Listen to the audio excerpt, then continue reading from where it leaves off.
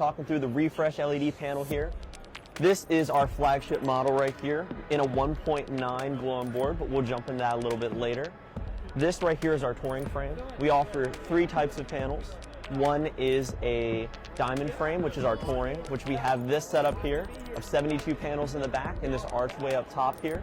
The back screen you see behind you is 10 feet tall by 20 feet wide, or 6 panels by 12 panels. We took this panel and were able to construct all of this just using trussing. You can also have the capability of putting a fly bar on the top of this and hooking it to there and rigging this from the ceiling. You also, because all of this is front serviceable, you're able to wall mount this directly to any wall in your sanctuary, in your corporate space, or any auditorium, which is a nice feature. As well as, like I said previously, you have the ground support. With that, let's kind of jump deep inside of this here.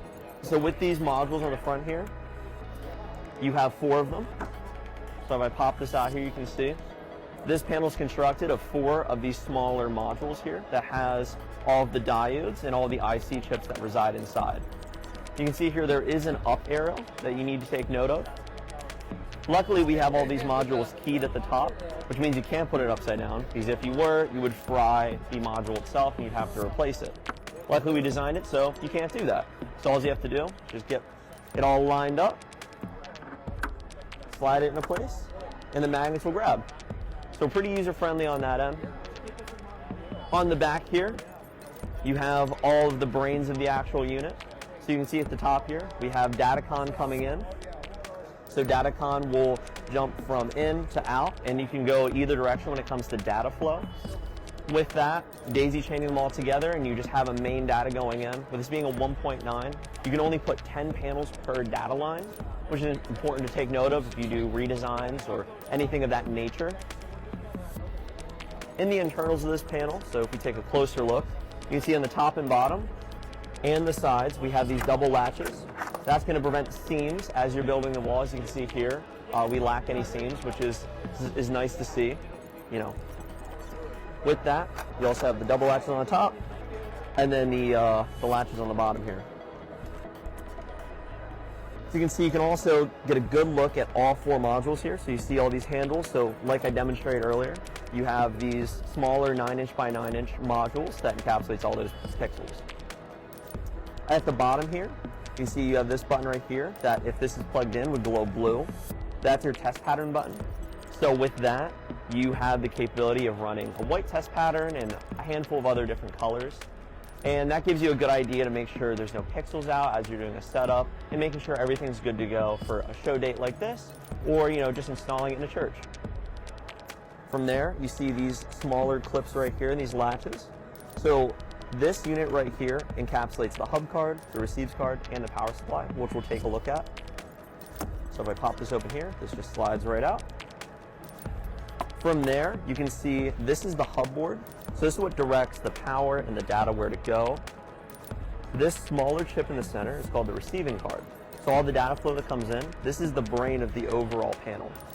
As the data flows in, you can see at the top here, it gets dispersed through this card right here, through these pins, and gets feed directly to here. And this is where the panel can know where it is in relation to all the other panels.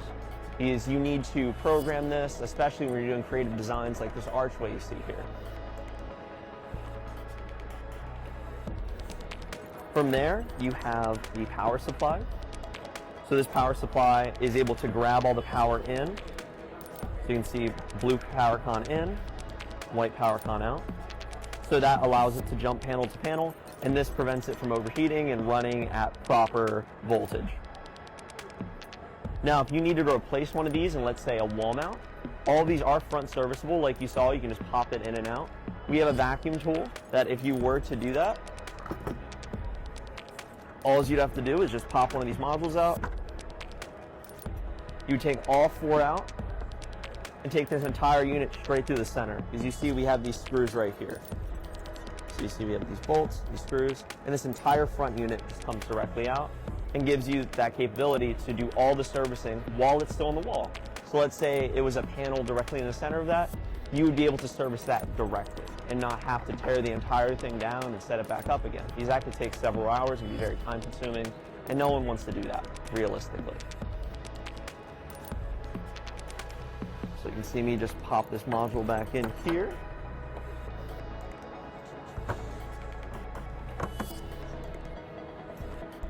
From there, if you take a look at the actual face of this, it's actually smooth, which is not super common in the LED industry because typically you associate it with all these individual diodes you see here. We have an epoxy resin that actually resides over top of this panel, and with that it gives extra strength and durability, especially in these finer pixel pitch options. So like for example, this wall back here is a 2.9 pixel pitch. And a lot of people ask when they hear it, they're like, what is pixel pitch? Because not a lot of industries utilize that when it comes to determining resolutions. People are familiar with, 720p, 1080p, 4K, 8K, all these different true resolutions. But with an LED panel, each panel has its own set resolution based around these dimensions in between each one of these diodes. So this is 1.9 millimeters center to center on the diodes. This back here is a 2.9, and the best thing you can utilize that for is minimum viewing distance and figuring out how it's going to pair with your camera. So when it comes to minimum viewing distance, my rule of thumb that I recommend to a lot of our clients is you want 1 millimeter of pixel pitch per every 5 feet of viewing distance. So with that, with this 1.9, you'd be looking right around 10 feet.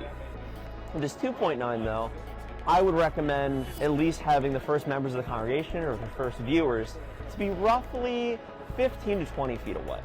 It's just going to give you a safer option so people don't see that kind of moire effect or that pixelation that people associate with older LED technology.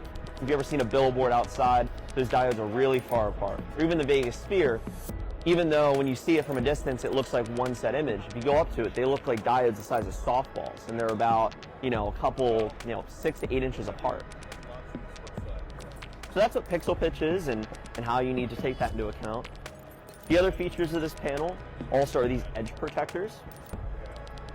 So you can see this edge protector here. As you're setting it up or moving it around, this can flip over and protect you. Let's say you're doing a rental or you're doing a temporary setup for like VBS. As you're carrying these around with this carry handle, you don't want to bump into stuff because that's the most common places to have an LED panel get damaged, would be on these edges. But we have these edge protectors here to prevent that. And that's on all 4 corners. If you take a look, all these just flip down, they're spring loaded.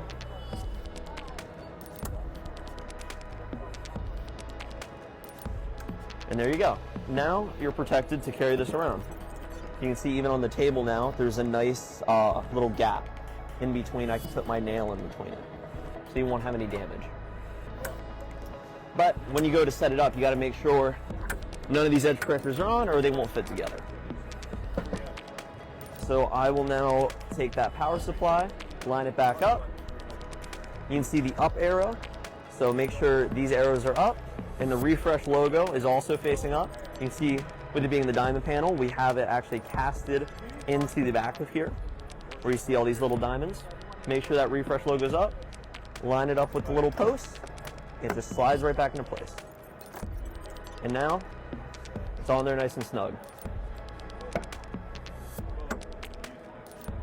Yeah, and from there, all of this is interchangeable. So if you needed to replace any of these latches, we just have 2 screws right here. If you had a faulty latch, you can easily replace that. On all sides, including these female latches here. You also have guide pins at the top to make it really easy for these panels to fit together, because you don't want to create any division or any seams. You can also see this is a flat only panel, so you're not able to curve it, but we do have curvability options for this specific frame.